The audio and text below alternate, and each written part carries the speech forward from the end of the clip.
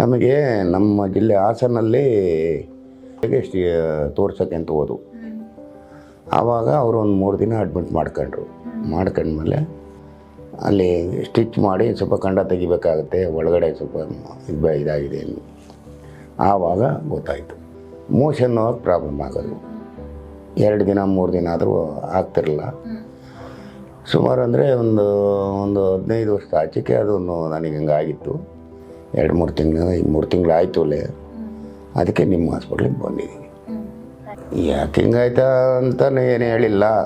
ಏನೋ ನನಗೆ ಅದು ಅದೇ ಒಬ್ಬರು ಸ್ಮೋಕ್ ಮಾಡೋದ್ರಿಂದ ಅಂತಾರೆ, ಒಬ್ಬರು ಡ್ರಿಂಕ್ಸ್ ಮಾಡೋದ್ರಿಂದ ಅಂತಾರೆ, ಒಬ್ಬರು ನಾನ್ ವೆಜ್ ತಿನ್ನೋದ್ರಿಂದ ಅಂತಾರೆ. ಊಟ ತಿಂಡಿ ಯಾವಾಗಲೂ ನಾನು ಕಂದೇ ಇಲ್ಲ. ಇವಾಗಲೂ ಅಷ್ಟೇ, ಆವಾಗಲೂ ಅಷ್ಟೇ, ಅಡ್ಮಿಟ್ ಆದಾಗಲೂ ಮೊದಲಿಗೂ. ಆದರೆ ಮೋಷನ್ ಪ್ರಾಬ್ಲಮ್ ಅಷ್ಟು ಬಿಟ್ಟರೆ ನಾನು ಊಟ ತಿಂಡಿಗೆ ಯಾವತ್ತೂ ಕಂದೇ ಇಲ್ಲ ನಾನು. ಅದೇ ಡಾಕ್ಟ್ರು ಅದೇ ನಾವು ಹೇಳಿದ ಸಜೆಷನ್ ಎಲ್ಲ ತಗೋಬೇಕು. ನಾವೇನು ತಿನ್ನೋಕೆ ಹೇಳ್ತೀವೋ ಅದನ್ನು ತಿನ್ನಬೇಕು. ಯಾವ ಥರ ತಗೋಬೇಕು ಅಂತ ಹೇಳ್ತೀವಿ ಅದನ್ನು ತಗೋಬೇಕು.